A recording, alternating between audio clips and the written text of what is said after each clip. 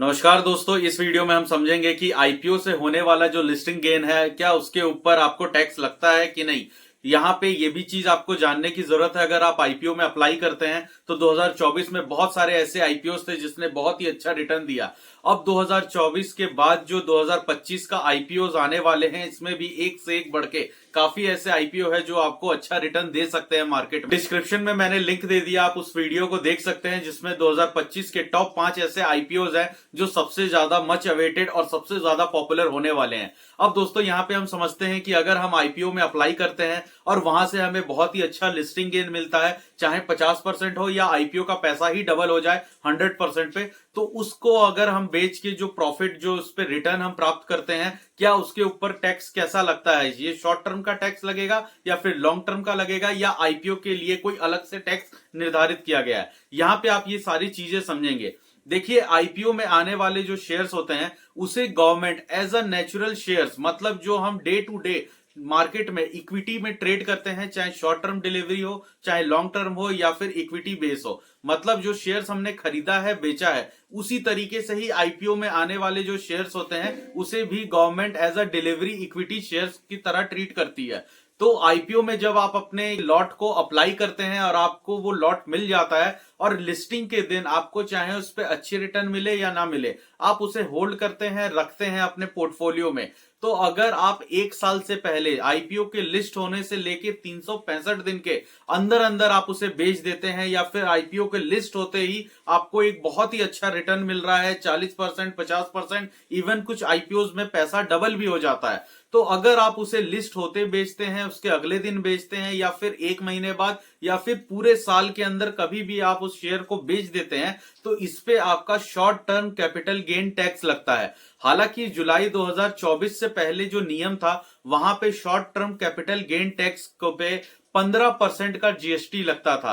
अब उस चीज को बढ़ा दिया है गवर्नमेंट ने, और जुलाई के बाद से आपने जो भी खरीदी और बिक्री की है वहां से नियम चेंज हो जाते हैं। अब short term capital gain tax पे लगता है 20% का टैक्स। ये चीज आपको जानना काफी जरूरी हो जाता है, क्योंकि शॉर्ट टर्म कैपिटल गेन पे कमाया हुआ जो पैसा होता है उस पे किसी भी तरह का रिबेट नहीं है, मतलब उसके अंदर आपको कोई भी ऐसा एग्जम्पशन नहीं मिलता जिस तरह का exemption long term capital gain पे मिलता है गवर्नमेंट की तरफ से। जैसे अगर आप उसी शेयर को एक साल तक रखते हैं और उसके बाद बेचते हैं, तो उसके ऊपर हुआ जो प्रॉफिट होता है उसके ऊपर पहले लगता था, जुलाई 2024 से पहले 10% का कैपिटल गेन टैक्स लगता था, वो भी लॉन्ग टर्म, क्योंकि आपने एक साल होल्ड करा उसके बाद बेचा है।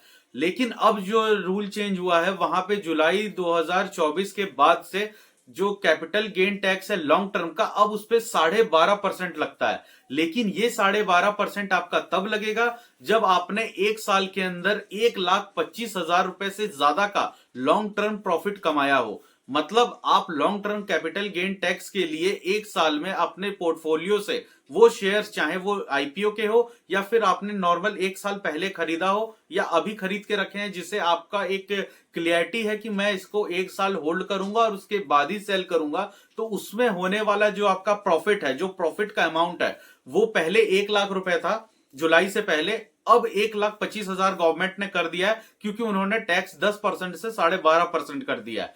अब जब आप एक साल बाद उस प्रॉफिट को बेचेंगे, अगर आपका टोटल प्रॉफिट, मतलब अलग अलग स्टॉक्स का भी हो चाहे इंडिविजुअल एक स्टॉक का प्रॉफिट हो, अगर वो पूरे साल के लॉन्ग टर्म का प्रॉफिट 1,25,000 के अंदर अंदर है, तो उस पर आपको कोई टैक्स नहीं देना है। हाँ, इनकम टैक्स में ये चीजें आपको जब आप आईटीआर फाइल करते हैं वहां बतानी जरूर पड़ेंगी।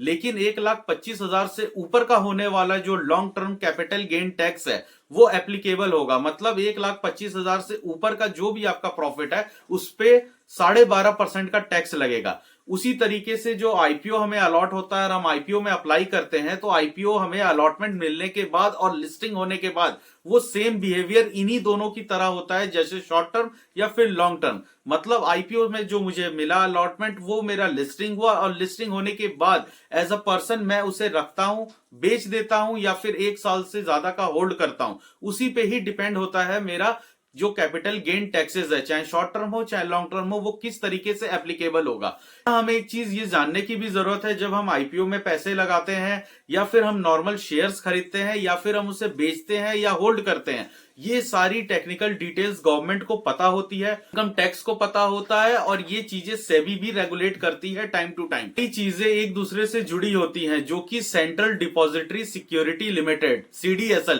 जिसके पास हमारे शेयर्स की जो डिटेल है वो एज अ डिपॉजिट पड़ी रहती है। ब्रोकरेजेस तो हमें सिर्फ उसका इंटरफेस प्रोवाइड करते हैं जहां पे हम स्टॉक्स में ट्रेडिंग करते हैं, लेकिन इन स्टॉक्स का जो सिक्योरिटी एक्सचेंज है, जो इसका एक बैंक लॉकर है जहां पे ये शेयर्स पड़े हैं, आपके शेयर्स हैं, वो CDSL के पास है। और CDSL टाइम टू टाइम ये सारी इंफॉर्मेशन आपकी गवर्नमेंट को प्रोवाइड करती है, इनकम टैक्स डिपार्टमेंट को प्रोवाइड करती है कि इस व्यक्ति को इतने गेन्स हुए हैं, इतने लॉसेस हुए हैं, और ये चीजें सारा ट्रैक किया जाता है आपके पैन कार्ड से। और पैन कार्ड की डिटेलिंग से ही आपको IPO की अलॉटमेंट मिलती है।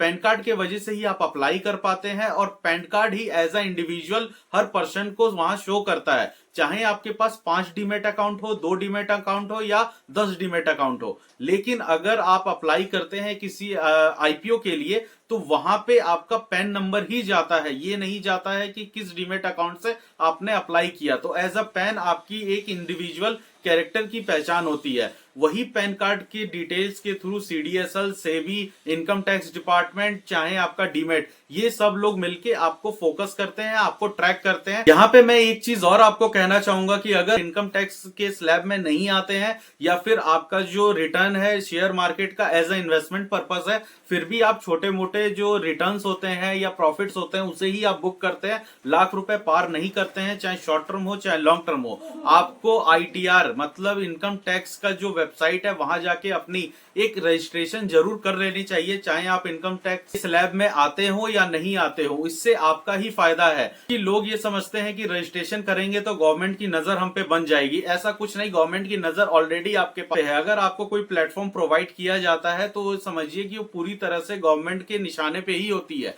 अगर आप रजिस्ट्रेशन कर लेते हैं इस वेबसाइट पे, तो वहां पे आप अपनी डिटेलिंग्स और अपने पैन कार्ड पे हुए जो स्टॉक एनालिसिस है वो चेक कर सकते हैं। यहाँ पे उनके पास आप देखेंगे आपके पूरे साल का डिटेल होता है कि कौन सा शेयर आपने कब खरीदा, कितने वैल्यू का लिया और कितने होल्ड करके आपने सेल किया है। यहाँ पे आपके रिटर्न, आपके जो गेन्स है, जो आपका शॉर्ट टर्म है चाहे लॉन्ग टर्म है, इसे पूरी तरीके से यहाँ पे शो किया जाता है।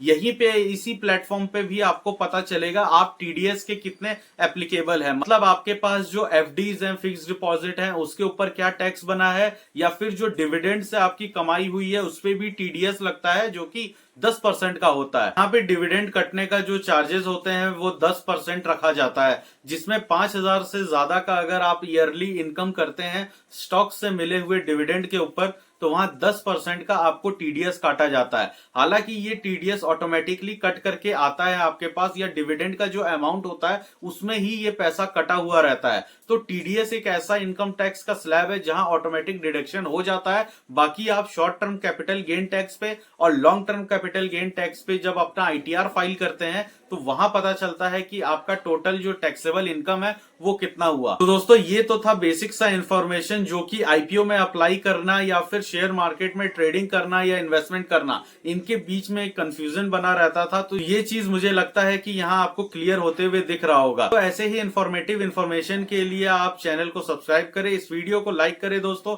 ताकि आगे आने वाली और भी इंफॉर्मेटिव वीडियोस आप तक आ सके। नमस्कार।